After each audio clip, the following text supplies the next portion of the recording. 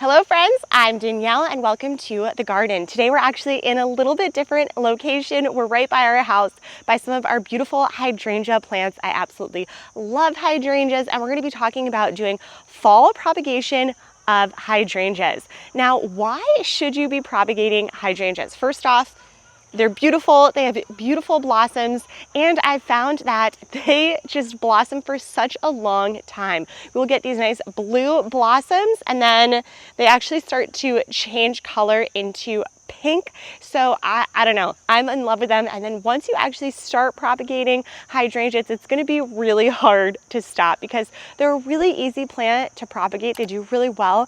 And then you start getting them in the ground everywhere. They look beautiful. They get nice and big. There's so many different varieties.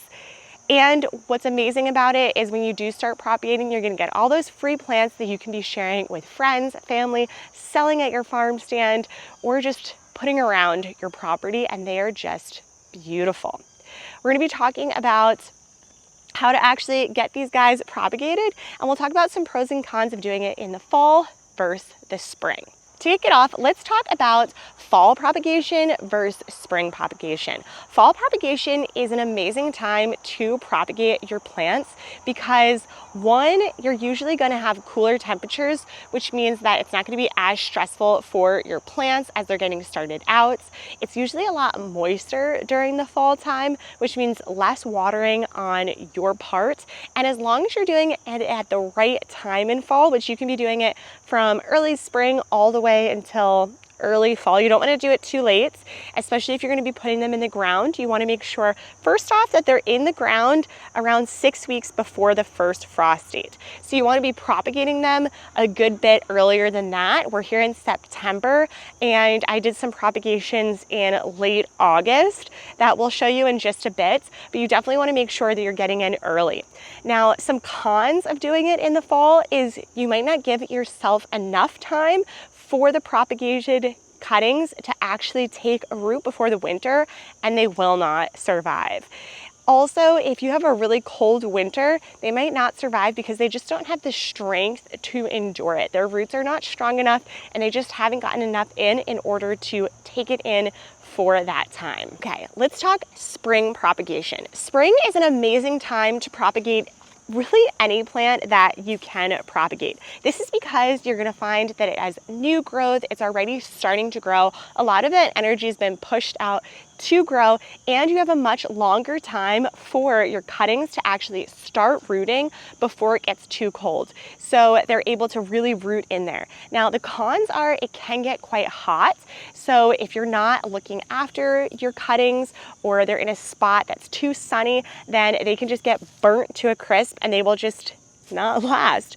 Or they're not gonna get enough water that they need in order to actually start rooting and really propagate well. One other con of spring propagation, while you are babysitting your plants a lot more, making sure that you're caring for them, you will have to wait a lot longer time period before you actually do get to see those blooming benefits. This is because you really have to let your cuttings sit and propagate for the whole season, through the fall, over winter, and then come back in the spring, and then they will start to propagate. So it is going to take a little bit longer to actually get some blooms, but it might be worth it because oftentimes the spring is more successful in getting rootings from propagations. So if you want to have a higher success rate, spring could be a really great time, but we're here for fall, so let's go. We got our pruners ready. I actually am just going to clean off our pruners. Now, whenever you are dealing with any cuttings, you do want to make sure to clean off your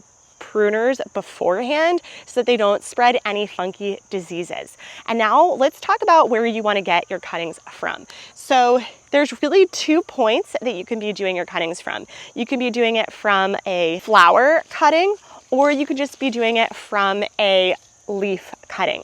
We're going to be doing ours all from leaf cuttings because they are going to be more successful. So let's go ahead and pick one out. Okay, so here's the leaf that we're going to be pulling from. What we want to do is we're going to go around 4 inches down. So we're going to cut underneath this node, and a node is really one of these points right here where all of the leaves come out of. So we'll cut a little bit below it, and I'm going to do just below it so I have some extra room later on. You'll see, we'll get to that. Cut right there. Okay, so what we're gonna do here is we're gonna cut these leaves off the bottom node. We don't need these.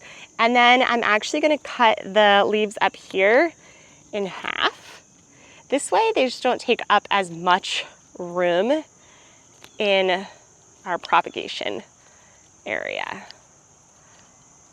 Okay, so this is what it's gonna look like. While we're propagating, I'm just gonna stick them in some water. This way they don't actually scab over and they'll be a little bit more successful in the end. So let's go ahead and get some more cuttings. When you're getting your cuttings, you wanna make sure that you're not getting it off of a woody cutting. You wanna make sure that you're getting it off of a nice green cutting, okay? Nice bendy cutting. So we'll go here, cut off our leaves, and just repeat the process.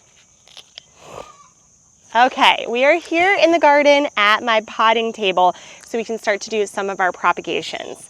So I actually have a few more I just need to clean up.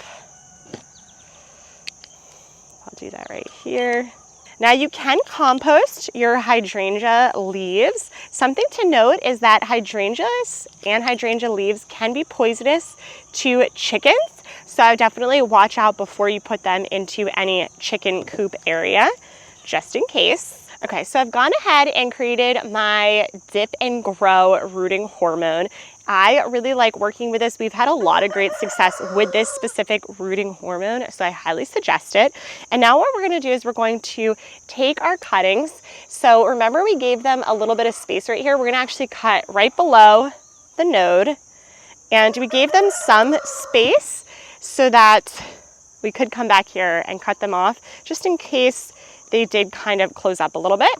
And then what I've done here is I have a pot of some soil, and I have about a top of a milk jug. I cut off, and then I did actually date it. So I put on the month and year, so I just know exactly what I'm working with. And I have kind of pre-wet this. Now you might want to work with more of a simpler solution, but I've had a really great success with just working with compost and rooting. So I don't know, but you'll take these, just dip them in there. So we're gonna go ahead, we'll cut our ends. Right now, nice and clean, dip in our rooting hormone, get it nice and wet, and then stick it in our soil here. We've gone ahead, taken them, we're gonna water them, and then put on my milk jug. This way they have their own type of greenhouse environment, and then we're gonna stick them behind our shade cloth in a nice non-direct sun location. It's important that they're not in direct sun because it can really beat down and cause stress on your cuttings, which we want them to use all of their energy in order to create new rootings. We don't want them to be stressed out because then it can cause them to die. And we don't want to spend time rooting a plant and then having it die like this. This one died because we went on vacation and forgot to water them. Making sure that you are watering them every few days. They always just have a nice damp medium that they're sitting in is going to be really important.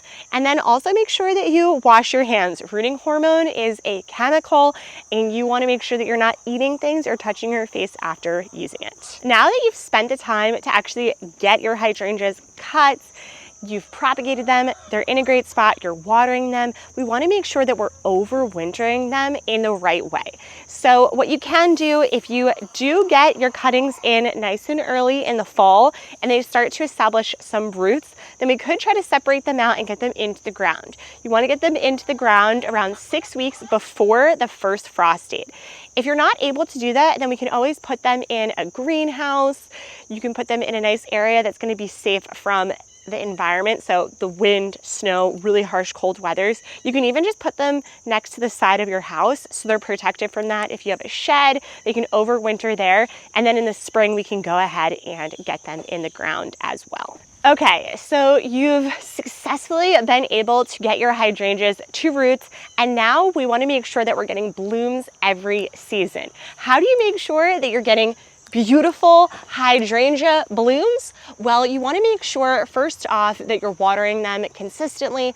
Either they're in a spot that has good water or you are watering them often. You want to make sure that they are set in the right location. They love a nice morning sun, but they don't love a complete bake down of the sun all day. So don't put them in a super sunny spot.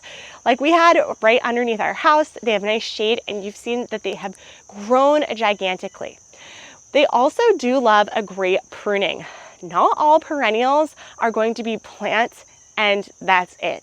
You want to make sure that you're coming in and cutting them back. Some hydrangeas are only going to blossom on old wood, some only on new.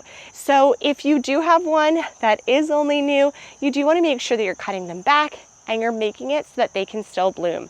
You want to make sure to be researching the type of hydrangea you have and what's going to make it the most successful. There you go. Here's some tips to help your hydrangeas smell great and bloom year over year. This is starting with a fall pruning and propagation, but we will be back in the spring to show you what it's like to be propagating in the spring and comparing our fall to our spring cuttings. So if you want to know what it's like, then definitely subscribe, stay tuned, and comment below if this is helpful. We love helping gardeners start their garden and create beautiful blossoms year over year. Have a good one. Bye.